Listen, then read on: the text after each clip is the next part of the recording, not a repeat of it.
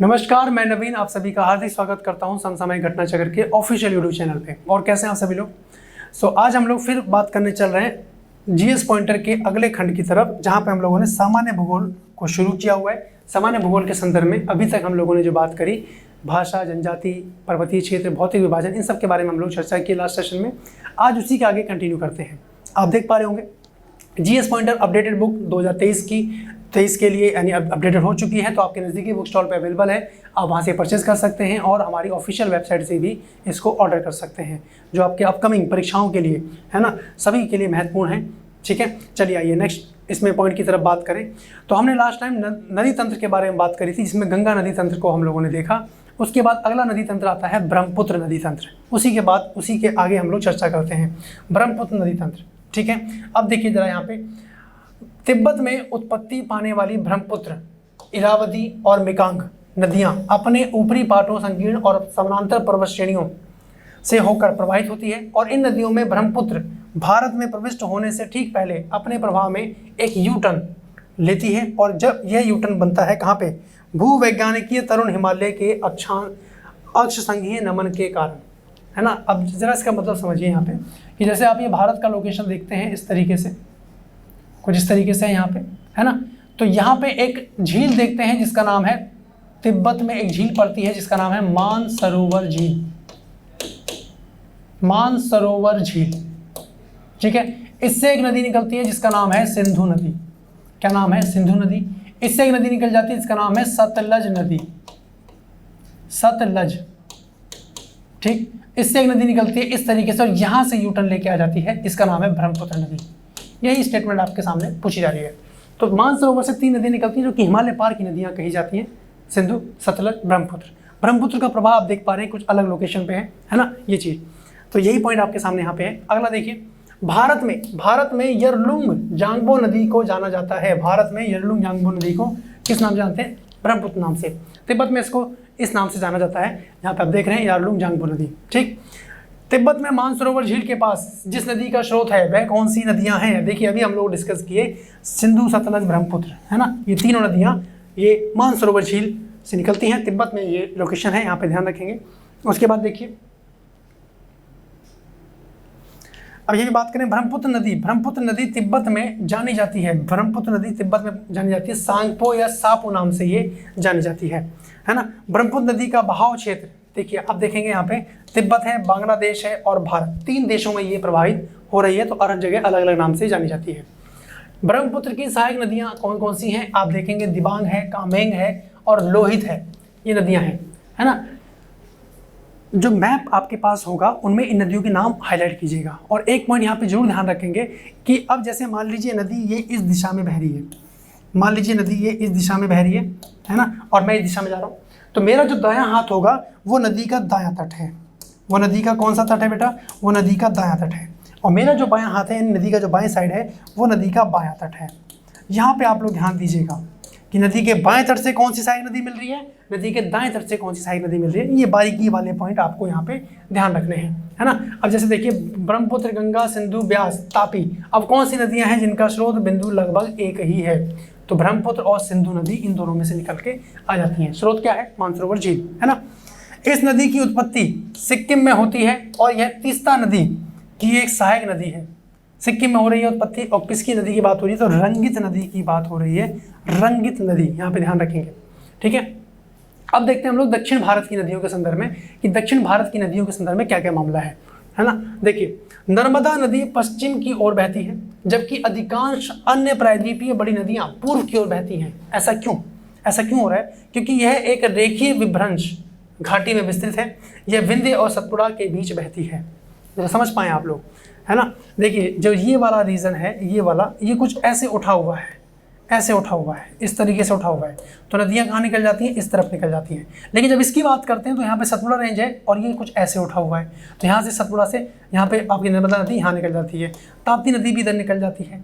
तो यही कारण है इसका कि इस तरफ इसका बहाव हो जाता है। आप देखते होंगे महाराष्ट्र में जब बारिश हुई तो यहाँ पानी लबालब भरता है, लेकिन इस तरफ पानी भर ही नहीं पाता है। क्यों? क्योंकि उस पहाड़ी के होने के चलते। क्लियर है? अगला देखिए, नर्मदा घाटी जिन पर्वत श्रृंखलाओं के बीच बहती है वो है विंध्य और सतपुड़ा। विंध्य और सतपुड़ा के मध्य ये नदी बहती है।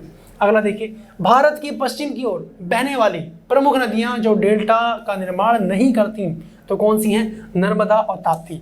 अच्छा, डेल्टा क्या है? मैंने आप लोगों को बताया था कि नदी बही और लास्ट में आते आते कुछ इस तरीके से पंजानुमा आकृति इसने ले ली, इसी को हम लोग बोलते हैं डेल्टा। ठीक है, अब ये डेल्टा का निर्माण नहीं करती तो ये क्या निर्माण करती हैं? ये निर्माण करती हैं एस्चुरी का। किसका निर्माण करती हैं? एस्चुरी का निर्माण करती हैं, जिसको हम हिंदी में बोलते हैं ज्वार नद। क्या बोलते हैं? ज्वार नद। ठीक है जी, ज्वार नद कहा जाता है।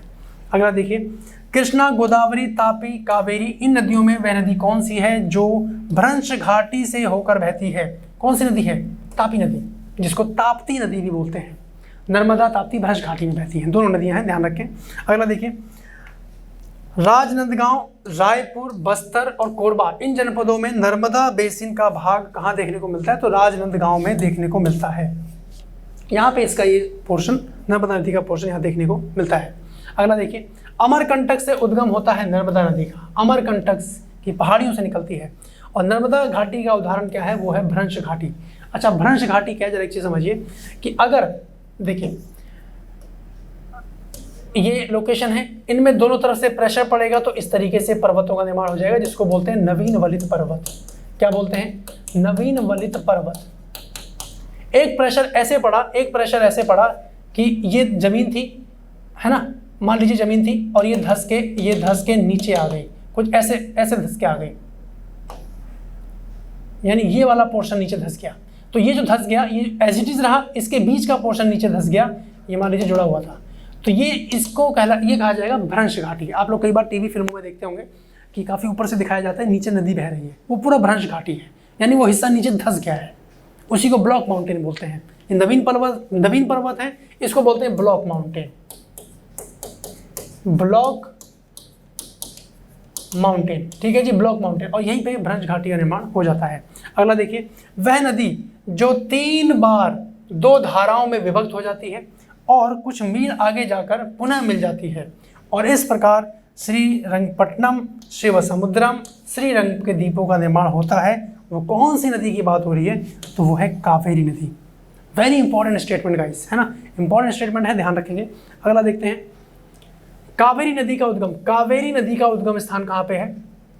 तो ये है ब्रह्मगिरी की पहाड़ियाँ। ठीक है, लंबाई की दृष्टिकोण से अगर बात करें तो नदियों का घटता क्रम सबसे लंबी से आरंभ करके सबसे छोटी तक जाना है, विकल्प के अनुसार आप लोग हिट करेंगे। तो सबसे लंबी नदी कौन सी है? गोदावरी, उसके बाद कृष्णा, फिर नर्मदा, फिर महानदी, विकल्प के अनुसार हम लोग जाएंगे। कृष्णा, गोदावरी की बात करें तो इसको बूढ़ी गंगा भी इसको बोलते हैं, है ना, इसको हम लोग किस नाम से जानते हैं? बूढ़ी गंगा के नाम से भी जानते हैं, और इसको हम लोग दक्षिण भारत की गंगा के नाम से भी जानते हैं, है ना, दक्षिण भारत की गंगा के नाम से भी इसको जाना जाता है। ठीक है, यहाँ पे पॉइंट ध्यान रखेंगे। अगला देखिए, अब सही स्टेटमेंट आपके सामने दिया हुआ है, ये आपको ध्यान रखना है। महानदी का उद्भव छत्तीसगढ़ के पठार से होता है। ठीक, गोदावरी नदी का उद्भव जो है वो महाराष्ट्र में होता है, और तापी नदी का उद्भव जो है मध्य प्रदेश में होता है, और कावेरी नदी के उद्भव की बात करें तो ये कर्नाटक में होता है। क्लियर है यहाँ से क्या पॉइंट? ठीक, अब आगे देखिए, तेल नदी, एक नदी का नाम है तेल। तेल नदी किसकी सहायक नदी है? तो ये महानदी की सहायक नदी देखने को आती है, तेल नदी। क्लियर यहाँ तक? इसका स्क्रीनशॉट लीजिए आप लोग। नेक्स्ट देखिए, अब देखिए अगला स्टेटमेंट क्या है कि वह स्थान जहां से भारत की 2 महत्वपूर्ण नदियों का उद्गम होता है, जिनमें एक उत्तर की तरफ प्रवाहित होकर बंगाल की खाड़ी की तरफ प्रवाहित होने वाली दूसरी महत्वपूर्ण नदी में मिलती है, और वह दूसरी अरब सागर की तरफ प्रवाहित हो जाती है। तो ये कौन सी लोकेशन की बात हो रही है? अमरकंटक की बात हो रही है। ठीक है, तो अमरकंटक यहाँ पे आपका राइट आंसर हो जाता है। अगला देखिए, केरल में पूर्व की ओर प्रवाहित होने वाली नदियां कौन सी हैं? केरल में पूर्व की ओर प्रवाहित होने वाली नदियां, एक है पाम्बार, भवानी और कबानी। ठीक है, ये पूर्व की ओर केरल के अंतर्गत बात हो रही है, वहाँ की नदियां हैं, पूर्व की ओर प्रवाहित होती हैं। अगला देखिए, मध्य प्रदेश में पूर्व से पश्चिम की ओर प्रवाहित होने वाली नदियां कौन सी हैं? नर्मदा, ताप्ती और माही। मध्य प्रदेश की बात हो रही है, माही। कल हम लोगों ने बात करी थी, आई गेस लास्ट सेशन में बात करी थी कि माही एकमात्र नदी पूरे विश्व में जो कर्क रेखा को 2 बार काटती है ना। माही नदी के बारे में हम लोग बात किए थे कि एकमात्र नदी जो कर्क रेखा को 2 बार काटती है, कर्क रेखा को 2 बार काटती है, ये पॉइंट यहाँ पे ध्यान रखेंगे। ठीक, अगला देखिए, नर्मदा, महानदी, गोदावरी, कृष्णा नदियों में सर्वाधिक बड़ा जल ग्रहण क्षेत्र की अगर बात करें तो कौन सी नदी है? गोदावरी नदी। तभी तो बोला जा रहा है दक्षिण भारत की गंगा, है ना, बूढ़ी गंगा, तो ये आपका गोदावरी नदी हो जाता है। अगला देखिए, वंशधारा, इंद्रावती, प्राणहिता और पेन्नार, इन नदियों में से अगर बात करें तो गोदावरी की सहायक नदियां कौन सी हैं? वो है इंद्रावती और प्राणहिता। इंद्रावती और प्राणहिता यहाँ पे आपका राइट आंसर हो जाता है। अगला देखिए, भारत का दूसरा बड़ा नदी बेसिन कौन सा है? तो वो गोदावरी बेसिन ही है। ठीक, कौन सा विशेष लक्षण नर्मदा नदी के लिए उपयुक्त है? वो है संरचनात्मक उसका मूल, क्योंकि एक भ्रंश घाटी जो कि प्राकृतिक रूप से संरचना लिए हुए हैं वहाँ पे वो प्रवाहित हो रही है। अगला देखें, इसमें ब्राह्मणी, नागावली, सुवर्ण रेखा और वंशधारा, इनमें से कौन सी नदियां हैं जो पूर्वी घाट से निकलती हैं? पूर्वी घाट से निकलती हैं तो वो नागावली है और वंशधारा है। अब पूर्वी घाट, पश्चिमी घाट किसको बोलते हैं ये अब आपको क्लियर है ना। अगला देखिए, अब कुछ अन्य नदियों के बारे में बात करें तो जो एक खाका हम लोगों ने तैयार किया था कि सिंधु नदी तंत्र, गंगा नदी तंत्र, ब्रह्मपुत्र नदी तंत्र और प्रायद्वीपीय भारत की नदियां जहाँ पे पूर्व की ओर बहने वाली नदियां हैं और पश्चिम की ओर बहने वाली नदियां हैं, उसको हमने समझा। और कुछ अन्य नदियां हैं जहाँ से प्रश्न आ जाते हैं, जैसे हिमालय की सभी श्रेणियों को काटने वाली नदी कौन सी है? सतलज नदी। हिमालय की सभी श्रेणियों को काटते हुए एंटर हो जाती है। कहाँ से? कहाँ से? याद कीजिए, मानसरोवर झील, है ना। उसके बाद देखिए, सिंधु नदी प्रणाली के संदर्भ में चिनाब, झेलम, रावी, सतलज नदियों में 3 नदियां इनमें से किसी एक नदी में मिलती है और जो सीधे सिंधु नदी से मिलती है। निम्नलिखित में से एक नदी कौन सी है जो सिंधु नदी से सीधे मिलती है? अब जरा यहाँ पे समझिए ध्यान से एक पॉइंट कि अगर मैं यहाँ पे बात करूँ, कुछ इस तरीके से डायग्राम है। ये हो गया आपका मानसरोवर झील, यहाँ से निकल गई सिंधु नदी, यहाँ से निकल गई ब्रह्मपुत्र नदी। मैं जब बोल रहा हूँ नोट कर लीजिएगा, यहाँ से निकलती है आपकी कौन सी नदी? ये है सतलज नदी। सतलज के ऊपर देखेंगे तो ब्यास नदी, उसके ऊपर देखेंगे तो रावी नदी। मैं लिख दे रहा हूँ, नहीं दिख रहा होगा ना, कोई बात नहीं, मैं लिख दे रहा हूँ, यहाँ पे लिख दे रहा हूँ। जैसे आपने देखा सतलज, सतलज के ऊपर ब्यास नदी, फिर उसके बाद रावी नदी, फिर उसके बाद चिनाब नदी, फिर उसके बाद झेलम नदी, उसके ऊपर सिंधु नदी। तो ये क्रम आप लोगों को ध्यान रखना है। तो ये सब नदियां से मिलती हैं, फाइनली सतलज नदी जाके सिंधु नदी से मिल जाती है। तो वो चीज़ आपके सामने स्टेटमेंट लिखा हुआ है। अगला देखिए, बंगाल की खाड़ी में गिरने वाली नदियां हैं। बंगाल की खाड़ी में एक तो गंगा, ब्रह्मपुत्र, गोदावरी, महानदी, कृष्णा, विकल्प के अनुसार हम लोग जाएंगे, पेन्नार, सुवर्ण रेखा और कई सारी नदियां हैं जो आपका बंगाल की खाड़ी में जल प्रवाहित करती हैं। ठीक है, अगला देखिए, कृष्णा नदी की सहायक नदी है। अब कोयना है, यारला है, ढीना है, वरना है, घाट प्रभा, ये सब इसकी महत्वपूर्ण सहायक नदियों में से एक है। अगला देखिए, हगरी सहायक नदी किसकी है? तुंगभद्रा की। विजयनगर साम्राज्य कहाँ स्थापित था? तुंगभद्रा नदी के तट पे, है ना। और इसकी महत्वपूर्ण सहायक नदी कौन सी है? हगरी, यहाँ पे ध्यान रखेंगे। अगला देखिए, उत्तर दक्षिण बिहार, उत्तर दक्षिण दिशा के आधार पर नदियों का सही अनुक्रम है तो क्या है? किशन गंगा, गंगा, बेन गंगा, पेन गंगा, ये सब इनका सही अनुक्रम यहाँ पे देखने को मिलता है। अगला देखिए, हिमाचल प्रदेश से होकर बहने वाली प्रमुख नदियां हैं। हिमाचल प्रदेश से होकर बहने वाली नदियां कौन सी हैं? एक तो है ब्यास, चिनाब, रावी, सतलज और यमुना नदी। ठीक है, उसके बाद देखिए, खारी नदी जिस अपवाह तंत्र का अंग है वो कौन है? बंगाल की खारी नदी। ठीक है, अगला देखिए, वह नदी जिसका स्रोत हिमनदों में नहीं है, विकल्प के अनुसार जाएंगे, वो है कोसी नदी। कोसी नदी के बारे में आपको बताएंगे, इस नदी को बोला जाता है बिहार का शोक, क्योंकि एक बार इसने रास्ता बदला तो कहाँ कहाँ जाके तबाही मचाती है, बिल्कुल इमेजिन नहीं किया जा सकता। तो किस नदी को बिहार का शोक बोलते हैं? तो नोट कर लेंगे इस पॉइंट को,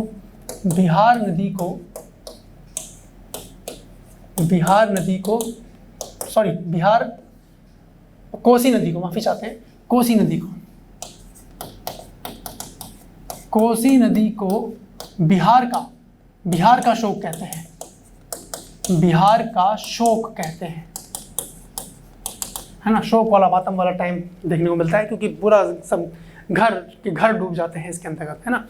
नेक्स्ट देखिए, त्रिवेणी नहर में पानी आता है तो कहाँ से आता है? गंडक नदी से आता है। त्रिवेणी नहर कहाँ पे है? आप देखेंगे बिहार के चंपारण जिले में, जो पश्चिमी चंपारण क्षेत्र देखते हैं वहीं पे त्रिवेणी नहर का कहीं ना कहीं स्रोत यहाँ पे गंडक नदी है। अगला देखिए, बिहार की वह नदी जिसने वर्ष 2008 में अपना मार्ग परिवर्तित किया और आपदा की स्थिति उत्पन्न कर दी, कौन है? कोसी नदी। इसलिए तो कहा जाता है इसको बिहार का शोक, है ना। अगला देखें, भारत की नदियों जिसमें स्पीति, सतलज, श्योक, जास्कर उत्तर से दक्षिण की ओर जाते हुए नदियों का सही अनुक्रम क्या है, जिसमें श्योक है, जास्कर है, स्पीति है और सतलज नदी, ये आपका उत्तर से दक्षिण की ओर है, यानी श्योक नदी ऊपर है, फिर उसके बाद जास्कर, फिर स्पीति, फिर सतलज नदी इस क्रम में लगी हुई है।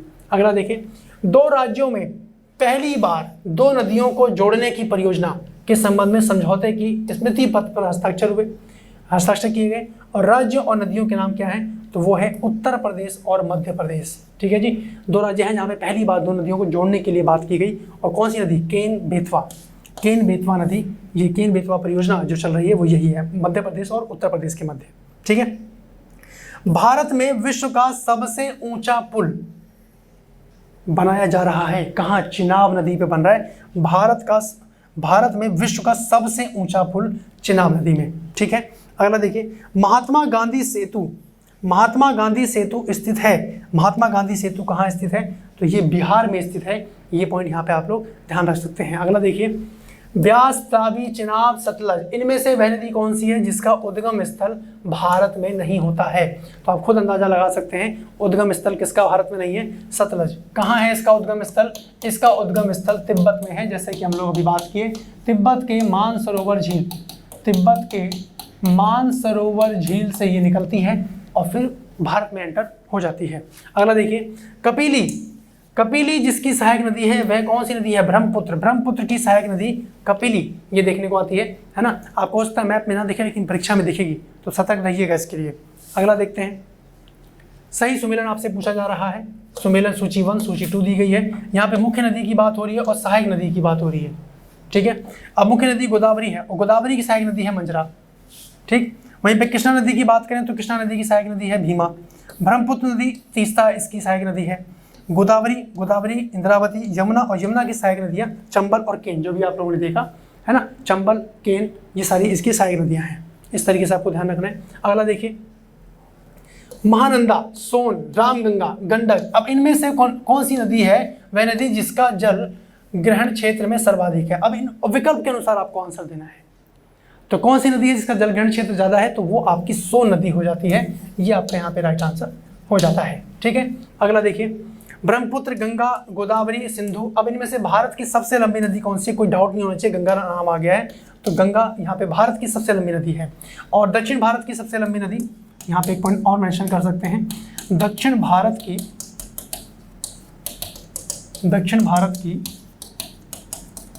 सबसे लंबी नदी कौन है, गोदावरी, जिसको हम लोग बूढ़ी गंगा के नाम से भी जान रहे हैं।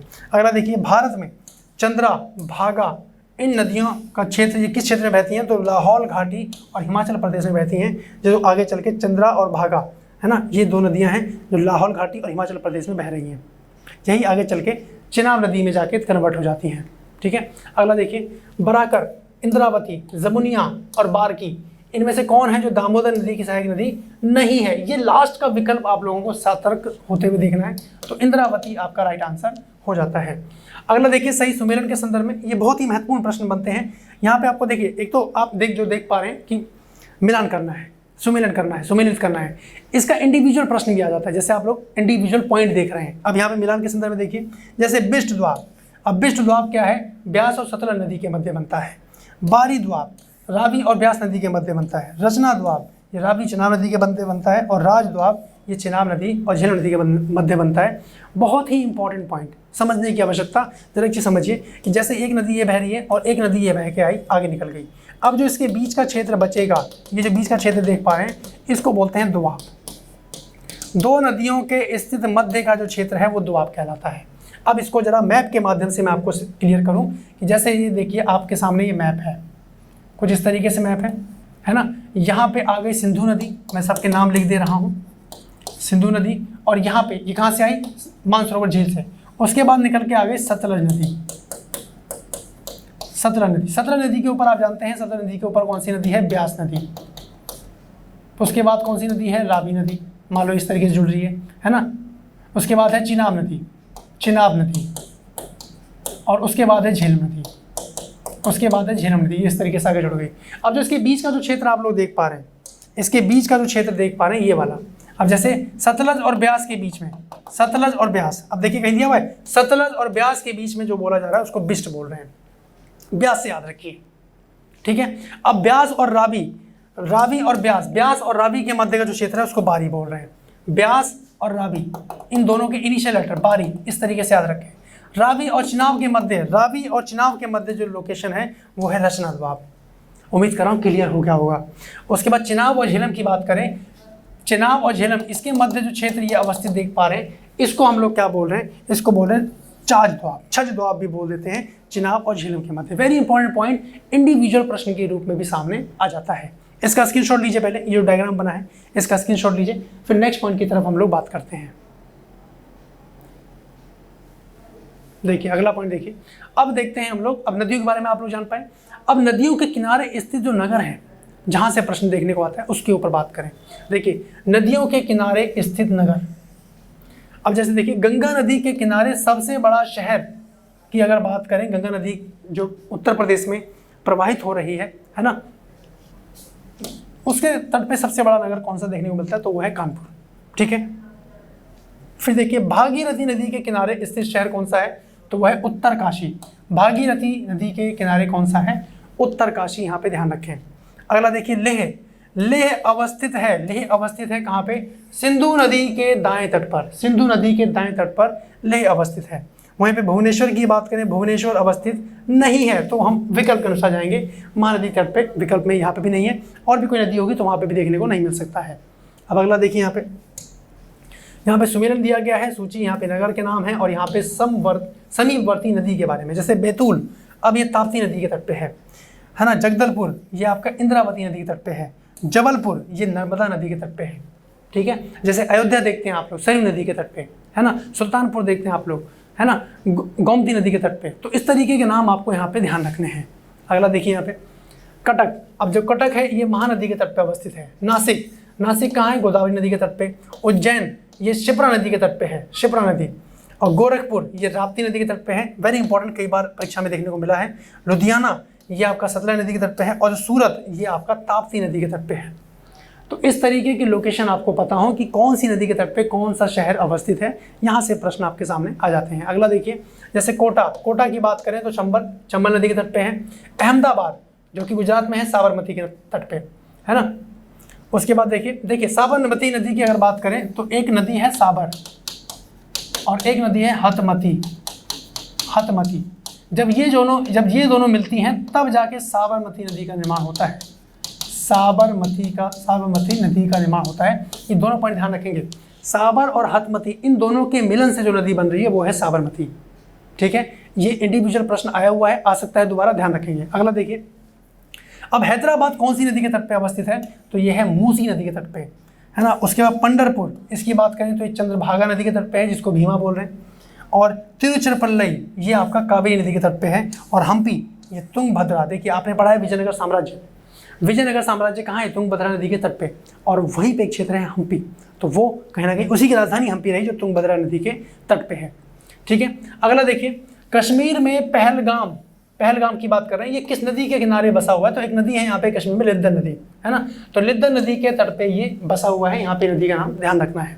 अगला देखिए गोविंद घाट, गोविंद घाट की बात करें तो ये अवस्थित है कहाँ पे, अलकनंदा और लक्ष्मण गंगा नदी के किनारे देखने को मिलता है, ठीक है जी। तो नदियों के किनारे जो महत्वपूर्ण शहर हैं उनके ऊपर हम लोगों ने चर्चा करी, क्लियर यहाँ तक का पॉइंट। अब हम लोग बात करते हैं प्रपात और झीलें। प्रपात क्या है, वाटरफॉल्स। प्रपात क्या है, जिसको हम लोग पूरा नाम बोलते हैं जलप्रपात। क्या बोलते हैं, जलप्रपात, इंग्लिश में बोलते हैं इसको वाटरफॉल, वाटरफॉल। और किस नाम से जानते हैं, और आप लोग बोलते हैं झरना, है ना, ये वही है सारा मामला। और झीलों के बारे में अब यहाँ ध्यान से देखिए कि हुंड्रू जलप्रपात या हुंड्रू प्रपात निर्मित है, कौन सी नदी पे निर्मित है, तो स्वर्ण रेखा नदी पर निर्मित है हुंड्रू जलप्रपात, ठीक है। हुंड्रू जलप्रपात स्वर्ण रेखा नदी पर है। अगला देखिए सुमेलन है यहाँ पे जलप्रपात के संदर्भ में, और कौन सी नदी पे है जैसे देखते हैं कपिल धारा प्रपात, तो ये नर्मदा नदी के तट पे है। शिवा समुद्रम प्रपात ये कावेरी नदी के तट पे है। चित्रकोट प्रपात ये इंद्रावती नदी के तट पे है। और दूध सागर ये आपका मांडवी नदी के तट पे है, ये आपका देखने को मिलता है। मांडवी नदी कहाँ की है, गोवा की, तो यहाँ पे दूध सागर जलप्रपात यहाँ पे देखने को मिलता है। मांडवी, जुआरी ये गोवा की महत्वपूर्ण नदियाँ हैं, तो यहाँ पे ध्यान रखेंगे, ठीक है। अगला देखिए, अब डुडुमा जलप्रपात ये मंचकुंड में देखने को मिलता है। गोकाक जलप्रपात घाटप्रभा नदी पर है। चूलिया जलप्रपात ये चंबल नदी पर है। धुआंधार जलप्रपात नर्मदा नदी पर है। ये नाम ध्यान रखेंगे, धुआंधार, ये अच्छा नाम है, इंपॉर्टेंट नाम है, आपके लिए देखने को मिल सकता है परीक्षा में। उसके बाद देखिए लोध या बूढ़ा घाघ ये बूढ़ा नदी तट पे है। और चचाई प्रपात ये आपका बिहड़, जो बिहड़ देखने को मिलते हैं, है ना, मध्य प्रदेश में, अधिकांश बिहड़ मध्य प्रदेश में देखने को मिल रहे हैं, तो वहाँ पे कहीं ना कहीं चचाई जलप्रपात देखने को मिलता है। ठीक है, अगला देखिए भारत का सबसे बड़ा जलप्रपात, भारत का सबसे बड़ा जलप्रपात जिसका नाम है जोग जलप्रपात, ये कौन सी नदी पे बना है? शरावती नदी पे बना है। अगर मान लीजिए आपसे प्रश्न पूछ लिया जाए, यहाँ पे कंफ्यूजन वाली स्थिति बनती है कि भारत का सबसे बड़ा जलप्रपात, तो उसका नाम है कूंची कला। क्या नाम है? कूंची कला। भारत का सबसे बड़ा जलप्रपात, उसका नाम है कूंची कला। अगर ये विकल्प में नहीं है तो उसके बाद फिर दूसरा नंबर आता है जोग जलप्रपात का, जो शरावती नदी पे बना हुआ है, शरावती नदी पर है। ठीक है, अगला देखिए भारत का वह जलप्रपात जिसे लोकप्रिय रूप से नियाग्रा जलप्रपात के तौर पर जाना जाता है, नियाग्रा वाटरफॉल, जो कि भारत में नहीं है एग्जैक्ट, लेकिन उसके नाम से जाना जाता है, वो है चित्रकूट जलप्रपात। जैसे कि मैंने आपसे कहा कि नियाग्रा जलप्रपात भारत में स्थित नहीं है, तो कहाँ है नियाग्रा जलप्रपात? कमेंट सेक्शन में कमेंट करके बताइएगा। एक छोटा सा होमवर्क मैंने आप लोगों को दिया है, कमेंट सेक्शन में कमेंट करके बताएंगे। ठीक है, अगला देखिए भारत के गोवा में स्थित जलप्रपात कौन सा है? दूध सागर जलप्रपात। ठीक है, दूध सागर जलप्रपात, जब ये झरना बहता है तो ऐसा लगता है दूध गिर रहा है, तो उसका नाम दूध सागर जलप्रपात, यहाँ पे ध्यान रखेंगे। अगला देखिए अमृत धारा जलप्रपात किस नदी पर बना हुआ है? किस नदी पर है? ये हसदो नदी पर है ना। अमृत धारा जलप्रपात हसदो नदी पर है, यहाँ पे ध्यान रखेंगे। अगला देखिए भेड़ा घाट पर स्थित जलप्रपात कौन सा है? धुआंधार जलप्रपात भेड़ा घाट पर अवस्थित है। और अभी आप लोगों ने देखा था धुआंधार जलप्रपात किस नदी पर है? नर्मदा नदी पर। ठीक है, अगला देखिए इसमें विश्व जलप्रपात डेटाबेस की अगर बात करें तो वर्तमान स्थिति के अनुसार भारत का सबसे ऊंचा जलप्रपात कौन सा है? नोह काली कई, ये मेघालय में है। ठीक है, यहाँ पे ध्यान रखेंगे। उसके बाद देखिए फुलहर झील स्थित है कहाँ है? उत्तर प्रदेश के पीलीभीत जिले में। उत्तर प्रदेश का सबसे बड़ा जिला पीलीभीत, वहाँ पे फुलहर झील है, वहीं से गोमती नदी निकल रही है, यहाँ पे ध्यान रखेंगे। ठीक है, सही देखिए यहाँ पे सही सुमेलन आपसे पूछा जा रहा है, झील के नाम है और अवस्थिति यहाँ पे देखते हैं नेक्स्ट स्लाइड पे। अब जैसे देखिए लोकटक झील, अब इनके बारे में कई बार प्रश्न आता है। लोकटक झील है ना, लोकटक झील कहाँ पड़ती है? मणिपुर में बनती है, मणिपुर में पड़ती है। लोकटक झील की बात करें तो विश्व का, भारत का एकमात्र, देखिए ये मान लीजिए मैंने लोकेशन बना दी, ये लोकटक झील है। ठीक है, ये लोकटक झील है,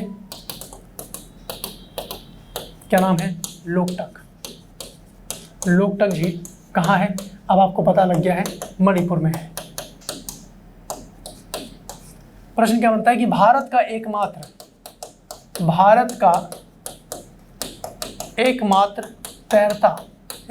तैरता राष्ट्रीय उद्यान, कहाँ है? लोकटक झील में ही है। क्या नाम है? कैम्बुल लामजाओ। इस तरीके से इसमें बना हुआ है, ऐसा लगता है कि तैर रहा है, चारों तरफ पानी है। ये आपका क्या है? कैम्बुल लामजाओ। मैं यहाँ पे नाम लिख दे रहा हूँ, एकमात्र तैरता राष्ट्रीय उद्यान नेशनल पार्क, क्या नाम है? कैम्बुल लामजाओ।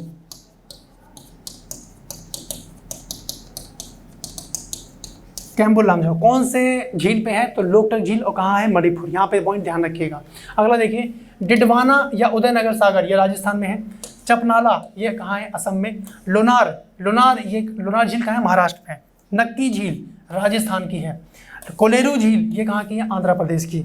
डल झील ये कहाँ की है? कश्मीर की। सबसे आप कह सकते हैं मीठे पानी की झील है ना, वुलर झील है, वो तो कश्मीर में है। डल झील भी आपके कश्मीर में है। पुलिकट ये कहाँ पे है? आंध्र प्रदेश और तमिलनाडु सीमा पर। ठीक है, एक है कालीकट, ये पुलिकट झील का नाम है, यहाँ पे ध्यान रखेंगे। अब देखिए कोडाई कनाल एक प्रकार का क्या है? ये कृत्रिम झील का उदाहरण है तमिलनाडु में। कोडाई कनाल कृत्रिम झील यानी मानव के द्वारा बनाई गई कृत्रिम झील आप कह सकते हैं, ये है। बर्फ से ढकी झील घेपन स्थित है कहाँ पे? हिमाचल प्रदेश में है, बहुत ही महत्वपूर्ण नाम। अगला देखिए कयाल है, ये केरल की एक लैगून झील है। लैगून मतलब कि चारों तरफ से एरिया कवर्ड है और उसके बीच में समुद्री पानी है ना, उसको बोलते हैं लैगून झील। जैसे मैंने आपको उदाहरण बताया था परवाल भित्ति के संदर्भ में, है ना, आपको याद आ रहा होगा। परवाल भित्ति के संदर्भ में मैंने आपको बताया था कि परवाल भित्ति अगर ज़मीन से लगकर बनी है, परवाल अगर ज़मीन से लगकर बनी है तो इसको बोलते थे, इसको फ्रिंजिंग बोलते थे। क्या बोलते थे? फ्रिंजिंग। ठीक है। और अगर यही परवाल ज़मीन से छूटकर बना है तो इसको हम लोग बोलते थे रीफ, कोरल रीफ। और यही परवाल अगर कुछ अंगूठी जैसा आकार ले ले, भूमि से दूर बनेगा, ये भूमि है, और यहाँ पे कुछ अंगूठी जैसा आकार ले ले तो चारों तरफ से कवर है। अब जो इसके मध्य जो पानी देखेंगे आप लोग, यही लैगून झील कहलाता है। केरल के लैगून का उदाहरण है कयाल, यहाँ पे पॉइंट ध्यान रखेंगे। ठीक है, तो लैगून का मतलब समझ पाए होंगे आप लोग। अगला देखिए, सही सुमेलन के बारे में पूछा जा रहा है। यहाँ पे झील है और यहाँ पे अवस्थिति, जैसे साला झील तो ये कहाँ पड़ती है? अरुणाचल प्रदेश में। बड़खल झील ये हरियाणा में है। काली वेली झील तो ये आपकी तमिलनाडु के अंतर्गत आती है। अगला देखिए, सही सुमेलन है आपके सामने, राज्य और गर्म झरने हैं बेसिकली। हिमाचल प्रदेश में मणिकर्ण ये गर्म झरना है। उड़ीसा में तप्ता पानी ये गर्म झरना है। महाराष्ट्र में ये वर्जेश्वरी, ये सब गर्म झरने के उदाहरण हैं इन राज्यों के संदर्भ में जो आपको ध्यान रखने हैं। ठीक है, अगला देखिए, जलवायु। अब हम लोग बात करते हैं भारत की जलवायु के संदर्भ में। ठीक है, अब यहाँ पे जलवायु के संदर्भ में क्या क्या चीज़ें हैं उसको देखिए। जलवायु में मानसून, सबसे पहले हम लोग बात करते हैं मानसून की। तो मानसून शब्द की व्युत्पत्ति की बात करें तो अरबी भाषा का शब्द है। मानसून जो है अरबी भाषा का शब्द है। वहीं पे देखिए, भारत का वह राज्य जहां मानसून का आगमन सबसे पहले होता है, मानसून का आगमन, वो है केरल। ऐसा बताते हैं कि 1 जून को लगभग यहाँ पे इसका आगमन हो जाता है ना, मानसून। फिर देखिए, भारत में ग्रीष्मकालीन मानसून के प्रवाह की सामान्य दिशा क्या है? दक्षिण पश्चिम से उत्तर पूर्व। ये क्या मामला है? जरा यहाँ देखिए, ये भारत का हिस्सा है। अगर मैं बात करूँ, इसको डिस्ट्रीब्यूट करूँ, अगर मैं इसको डिस्ट्रीब्यूट करूँ इस तरीके से, तो यहाँ पे आप देखेंगे ये ईस्ट वेस्ट, ये हो गया नॉर्थ, ये हो गया साउथ, है ना। तो ये वाला जो लोकेशन देख पा रहे हैं ये दक्षिण पश्चिम हो गया, है ना। शॉर्ट में लिख दे रहा हूँ, दक्षिण पश्चिम। और यहीं से एंटर होता है मानसून यहीं से एंटर होता है केरल से, और कहाँ जाता है? उत्तर पूर्व की दिशा में। तो वही पॉइंट आपके सामने यहाँ पे मेंशन है, दक्षिण पश्चिम से उत्तर पूर्व की ओर भारत का मानसून प्रवाहित होता है ना। अगला देखिए, भारत की बात हो रही है। भारत में मानसून की उत्पत्ति किस पवन के द्वारा होती है? दक्षिण पश्चिम पवन के द्वारा होती है। कोई डाउट ही नहीं है, विकल्प के अनुसार हम लोग अपना आंसर निकाल ले जाएंगे। अगला देखिए, भारतीय उपमहाद्वीप की बात करें तो इस पर ग्रीष्म ऋतु में उच्च ताप और निम्न दाब हिंद महासागर से वायु का कर्षण, ड्रॉ जिसको बोल रहे हैं, ये करते हैं, जिसके कारण प्रभावित होती है दक्षिण पश्चिम मानसून। ये मामला यहाँ पे निकल के आता है, ये पॉइंट यहाँ पे ध्यान रखेंगे। ठीक है, अगला देखिए, मुंबई, दिल्ली और लेह और बेंगलुरु, इनमें से भारत का सबसे सूखा स्थान कौन सा है? सूखा स्थान तो वो है आपका लेह। ठीक है, लेह, दिल्ली, मुंबई, बेंगलुरु, तो सबसे सूखा स्थान कौन सा है? लेह यहाँ पे हो जाता है। अगला देखिए, भारत में सर्वाधिक दैनिक ताप अंतर पाया जाता है। सर्वाधिक ताप अंतर कहाँ पाया जाता है? राजस्थान के मरुस्थलीय क्षेत्रों में ये देखने को मिलता है, राजस्थान के मरुस्थलीय क्षेत्रों में। ठीक है, अगला देखिए, तमिलनाडु में मानसून के सामान्य महीने कौन कौन से हैं? वो है नवंबर दिसंबर। तमिलनाडु की बात करें तो यहाँ पे लौटता हुआ मानसून कहीं ना कहीं कवर कर रहा होता है। एक मानसून तो जो एंटर हुआ केरल से, मानसून आया केरल में, दक्षिण पश्चिम से एंटर हुआ, और लौटता हुआ मानसून जो होता है नवंबर और दिसंबर के आसपास कहाँ आता है? तमिलनाडु में। ठीक है, भारतीय मानसून मौसमी विस्थापन से इंगित है, जिसका कारण क्या है? वो है स्थल और समुद्र का विभेदी तापन। ठीक है जी, ये पॉइंट यहाँ पे ध्यान रखेंगे आप लोग। अब नेक्स्ट पॉइंट की तरफ यहाँ पे बात करें। अब देखिए, एक स्टेटमेंट आपके सामने दी गई है, तो स्टेटमेंट आप लोगों को ध्यान रखनी है यहाँ पे। वो क्या है कि जैसे दक्षिण भारत से उत्तरी भारत की ओर मानसून की अवधि घटती है। जैसे दक्षिण भारत से अगर हम लोग बात करें तो उत्तर भारत की ओर चलते चले जाएंगे तो यहाँ पे मानसून की अवधि कम होती हुई प्रतीत होगी। ठीक है, वहीं पे देखिए, उत्तरी भारत के मैदानों में वार्षिक वृष्टि मतलब वर्षा, वृष्टि मतलब वर्षा, तो उत्तरी भारत के मैदानों में वार्षिक जो वर्षा है उसकी मात्रा पूर्व से पश्चिम की ओर घटती है, पूर्व से पश्चिम की ओर घटती चली जाती है, क्योंकि मानसून आया इस तरफ और फिर जैसे ही हम लोग पश्चिम की तरफ जाएंगे मानसून वहाँ पे घटता हुआ चला जाएगा। अगला देखते हैं इसमें, इंटरट्रॉपिकल कन्वर्जेंस जोन, जिसको ITCZ बोलते हैं, ये एक निम्न वायुदाब पेटी है और यहाँ पे कौन सी पवनें बहती हैं? बेसिकली पछुआ और ध्रुवीय हवाओं की पेटी के मध्य बेसिकली ये अवस्थित है। ठीक है, अगला देखिए, मानसून का निवर्तन इंगित होता है साफ आकाश से, बंगाल की खाड़ी में अधिक दाब परिस्थिति से और स्थल पर तापमान के बढ़ने से, है ना, तभी मानसून मामला सामने देखने को मिलता है। अगला देखिए, राजस्थान में मई जून महीने में उत्पन्न होने वाली धूल भरी आंधियों के लिए उत्तरदायी कौन है? कुछ स्थानों पर संवहनी धाराओं की उत्पत्ति होती है जिसके कारण वहाँ पे धूल भरी आंधियाँ चलने लगती हैं। ठीक है, अगला देखिए, मध्य प्रदेश। अब मध्य प्रदेश की बात हो रही है। मध्य प्रदेश की जलवायु है, कैसी जलवायु है? मध्य प्रदेश की मानसूनी जलवायु है। मध्य प्रदेश की कैसी जलवायु है? मानसूनी जलवायु। ठीक है, अच्छा अब देखिए, भारतीय कैलेंडर के अनुसार, कालक्रम अनुसार उनकी ऋतुएं कौन कौन सी हैं? सबसे पहले बसंत, ग्रीष्म, वर्षा, शरद, है ना, ये इस तरीके से ऋतुएं यहाँ पे आ जाती हैं, तो ये पॉइंट ध्यान रखें।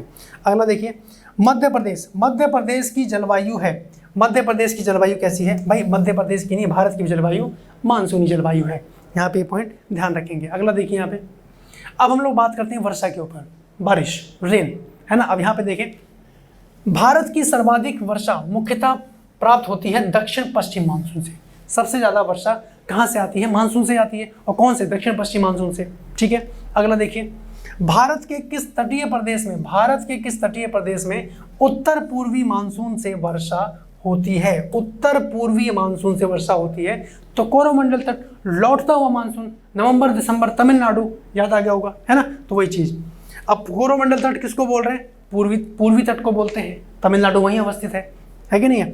अब उत्तर पूर्वी मानसून की बात करें से सबसे अधिक वर्षा प्राप्त करने वाला जो राज्य है वो है तमिलनाडु। अब ये मामला आपको कंठस्थ हो जाना चाहिए बिल्कुल, है ना। आइए नेक्स्ट पॉइंट देखें, अरुणाचल प्रदेश। देखिए, अरुणाचल प्रदेश, सिक्किम, केरल और जम्मू कश्मीर, इन राज्यों में से अधिकतम औसत वार्षिक वर्षा होती है कहाँ? सिक्किम में होती है। औसत वार्षिक अधिक वर्षा कहाँ होती है? सिक्किम में। ऐसे दो नगर जो लगभग एक ही अक्षांश पर अवस्थित हैं, फिर भी उनकी वार्षिक वर्षा की कुल मात्रा का अंतर सर्वाधिक देखने को मिलता है। और वो कौन से लोकेशन की बात कर रहे हैं हम लोग? वो है अजमेर और शिलोंग।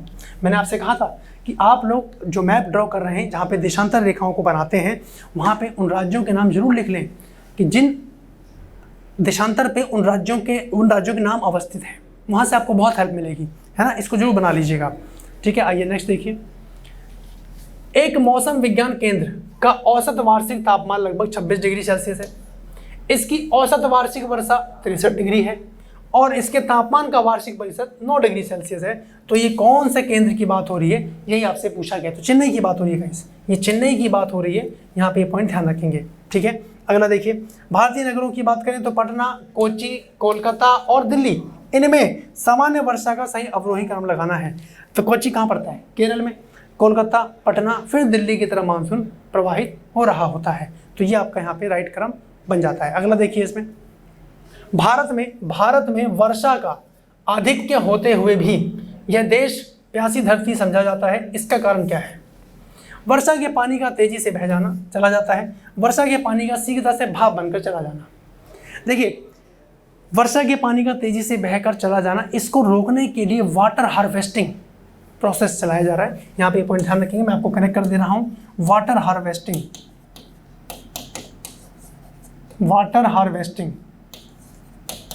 है ना, करने वाला भारत का पहला जिला तो वो है तमिलनाडु।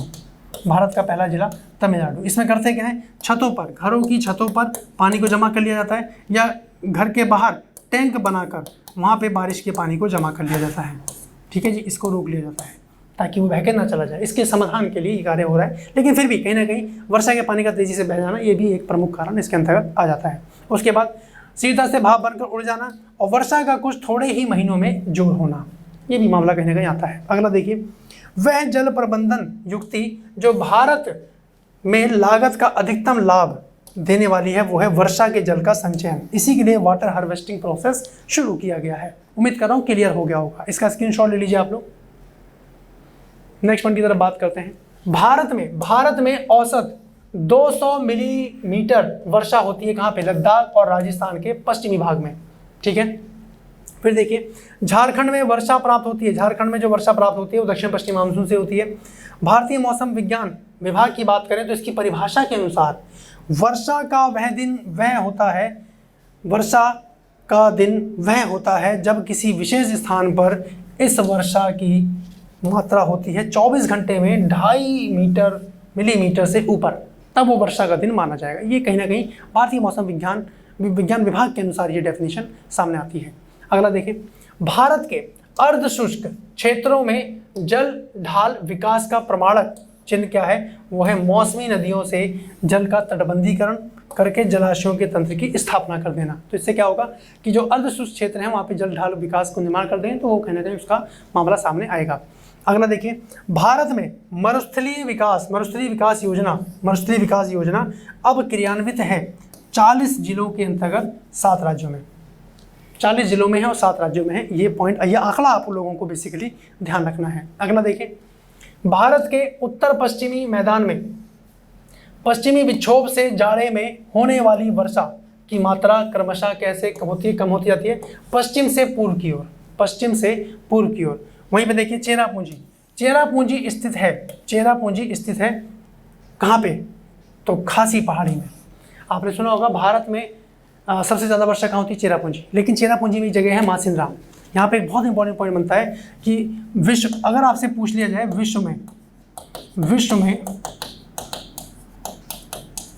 विश्व में सर्वाधिक वर्षा या भारत में पूछ ले आपसे, तो भारत में सर्वाधिक वर्षा, तो दोनों का आंसर एक ही है, वो है मासिनराम। कहाँ पड़ता है? मेघालय में, मेघालय के चेरापूंजी में। ठीक है जी, मेघालय। वहीं पर अगर आपसे पूछ ले कि विश्व में सबसे कम वर्षा कहाँ होती है? विश्व में सबसे कम वर्षा, ये वर्षा के संदर्भ में एक इंपॉर्टेंट पॉइंट है। तो ये कौन सी क्षेत्र है? ये है अरिका। कहाँ है? अरिका। और अरिका कहाँ पड़ता है? अरिका कहाँ पड़ता है? चिली एक देश है। कहाँ है? साउथ अमेरिका महाद्वीप के अंतर्गत। भारत में सबसे कम वर्षा अगर पूछ ली जाए तो यहाँ पे ध्यान रखना है, भारत में सबसे कम वर्षा तो कहाँ होती है? लेह में। भारत में सबसे कम वर्षा कहाँ होती है? लेह में सबसे कम वर्षा देखने को मिलती है। तो ये कुछ ऐसे पॉइंट जो बार बार कंफ्यूज कर सकते हैं और यहाँ से प्रश्न अधिकांश परीक्षा में देखने को मिलते हैं। ठीक है, चलिए अगला देखते हैं, शीतकालीन वर्षा। अगला पॉइंट देखिए, शीतकालीन वर्षा, यानी सर्दियों टाइम पे जो वर्षा हो रही है उसके बारे में। भारत के उत्तरी मैदानों में शीत ऋतु में वर्षा होती है पश्चिमी विक्षोभों से वर्षा होती है। भारत के उत्तरी मैदानों में जो सर्दियाँ होती हैं तो जो पश्चिमी विक्षोभ है, राजस्थान वाला जो रीजन देख रहे हैं वहाँ से जो पश्चिमी विक्षोभ आता है वहाँ से कहीं ना कहीं वर्षा देखने को मिलती है। अगला देखिए, भारत में शरदकालीन वर्षा के क्षेत्र हैं पंजाब और तमिलनाडु। ठीक है, 2 रीजन यहाँ पे देखने को मिलते हैं। अगला देखिए, तमिलनाडु में शरदकालीन वर्षा अधिकांशतः जिन कारणों से होती है वो क्या है? वो है उत्तर पूर्वी मानसून, यानी जब लौटता मानसून आ रहा होता है वही तमिलनाडु को आप लोग कनेक्ट कर जाएंगे। ठीक है, अगला देखिए, भारत में शीतकाल में वर्षा होती है। भारत में शीतकाल, सर्दियों में वर्षा होती है किससे? उत्तर पश्चिम एवं दक्षिण पूर्व क्षेत्र के अंतर्गत देखने को मिलती है। उम्मीद कर रहा हूँ समझ में आ रहा होगा पॉइंट। ये क्या है, एक बार मैं आपको सामने ड्रॉ कर दूँ। देखिए जरा, ये वाला लोकेशन है भारत का, ये कुछ इस तरीके से है। तो ये वाला जो रीजन है उत्तर पश्चिम, ये वाला रीजन सर्दियों में यहाँ से बारिश हो रही है। और दक्षिण पूर्वी क्षेत्र कौन सा है? ये वाला रीजन, यहाँ पे बारिश होती है। ठीक है जी, यानी भारत में शरदकाल में। और इसको सबसे ज़्यादा लाभान्वित होने वाला कौन सा राज्य है? वो है तमिलनाडु। ठीक है जी, ये लोकेशन यहाँ पे ध्यान रखें, तमिलनाडु। अगला देखिए, भारत के उत्तर पश्चिम मैदान में पश्चिमी विक्षोभ से जाड़े में होने वाली वर्षा की मात्रा क्रमशः कम होती जाती है। तो वो है पश्चिम से पूर्व की ओर। ठीक है, कौन सा कारण है जो भारत के उत्तर पश्चिम भाग में शीत ऋतु में होने वाली वर्षा के लिए उत्तरदायी माना जाता है? वो है पश्चिमी विक्षोभ। क्लियर है यहाँ तक? अगला देखिए, अब प्राकृतिक आपदाएं हैं। प्राकृतिक आपदाओं के बारे में बात करें, प्राकृतिक आपदाएं, तो वर्ष 2004 की सुनामी द्वारा, जो वर्ष 2004 में जो सुनामी आई, भारत के तटों में से सर्वाधिक दुष्प्रभावित हुआ था कौन सा? कोरोमंडल तट। ध्यान रखना है, जिसको हम लोग पूर्वी घाट के नाम से जानते हैं, यानी तमिलनाडु वाला रीजन, वो कोरोमंडल तट। इसके ऊपर हम लोगों ने बात की हुई है, तो ये पॉइंट आपको ध्यान हो जाना चाहिए। अगला देखिए, हुदहुद चक्रवात, वेरी इंपॉर्टेंट पॉइंट। हुदहुद चक्रवात से भारत का जो तटीय क्षेत्र सर्वाधिक यहाँ पे प्रभावित हुआ था वो कौन सा था? वो था आंध्र प्रदेश तट, हुदहुद चक्रवात। ठीक है जी, हुदहुद चक्रवात। अगला देखिए, भारत में सुनामी वार्निंग सेंटर कहाँ पे है? वो है हैदराबाद में, कि भाई सुनामी अब आएगी उसकी पहले से वार्निंग मिल जाती है। ये सेंटर कहाँ पे है? तो ये आपका हैदराबाद में है। ये पॉइंट यहाँ ध्यान रखेंगे। अगला देखिए, भारतीय मौसम विज्ञान विभाग स्थापित है कहाँ पे है? ये नई दिल्ली में है। नई दिल्ली में देखने को मिलता है भारतीय मौसम विज्ञान विभाग। क्लियर है यहाँ तक। अगला देखिए, यहाँ पे सही सुमेलन के बारे में बात की जा रही है। सूची 1 दी गई है, सूची 2 दी गई है। प्राकृतिक आपदाओं के नाम है और ये प्रदेश नाम है। जैसे बाढ़, बाढ़ जो प्राकृतिक आपदा है ये अधिकांश कहाँ देखने को मिलती है? उत्तर प्रदेश और बिहार में। ठीक है, बिहार में कोसी नदी उदाहरण है, और आप उत्तर प्रदेश की अगर बात करें तो गंगा नदी आपने देखे होंगे भी, प्रयागराज में बाढ़ रखी है, कुछ इस तरीके से अलग अलग क्षेत्रों में बाढ़ है, तो है ना, तो गंगा नदी यहाँ पर उदाहरण है। बिहार में आप देखेंगे कोसी नदी है, इस तरीके से। भूकंप, भूकंप है हिमालय का जो गिरिपात क्षेत्र है, वहाँ पे भूकंप के लक्षण देखने को मिलते हैं। सूखा, ये मध्य पूर्वी भारत में देखने को मिलता है। चक्रवात की बात करें तो झारखंड और उत्तरी उड़ीसा के अंतर्गत ये देखने को आता है, चक्रवात, साइक्लोन। ठीक है, अगला देखिए, बंगाल की खाड़ी के तटवर्ती क्षेत्रों में चक्रवात अधिक आते हैं। ऐसा क्यों? क्योंकि बंगाल की खाड़ी में अधिक गर्मी होती है, अधिक गर्मी के कारण साइक्लोन बनने शुरू हो जाते हैं। ठीक है, उसके बाद आंध्र प्रदेश, उड़ीसा, बिहार और गुजरात, इन राज्यों में से सर्वाधिक प्राकृतिक आपदाएं आती हैं कहाँ? उड़ीसा में। सर्वाधिक प्राकृतिक आपदाएं कहाँ आती हैं? उड़ीसा में। ठीक है, देश के पहले आपदा प्रबंधन प्रशिक्षण संस्थान की स्थापना जहाँ की जा रही है, कौन सा है? लातूर। लातूर कहाँ पड़ता है? महाराष्ट्र में। ये लोकेशन क्लियर हो जानी चाहिए, इस लोकेशन के बारे में हम लोगों ने बात करी थी। ठीक है, अगला देखिए, उत्तराखंड, कर्नाटक पठार है। कच्छ और हिमालय प्रदेश में से वह क्षेत्र है जो उच्च तीव्रता की भूकंपीय मेखला में नहीं आता है, तो वो है कर्नाटक पठार। ये पॉइंट यहाँ पे ध्यान रखिएगा। क्लियर है जी यहाँ तक। उसके बाद देखिए, भारत को जिन भूकंपीय जोखिम अंचलों में विभाजित किया गया है वो कौन सा है? वो है 4 जोन में इसको विभाजित किया गया है। ठीक है जी, तो आज के सेशन में गाइस हम लोग इतना ही रखते हैं। नेक्स्ट सेशन में हम लोग नई बिंदुओं की तरफ रुख कर रहे होंगे और इंडियन ज्योग्राफी के अंतर्गत ही देख रहे होंगे कि और जलवायु के अलावा और क्या क्या चीज़ें हैं जो आपके एग्जाम के लिए इंपॉर्टेंट है।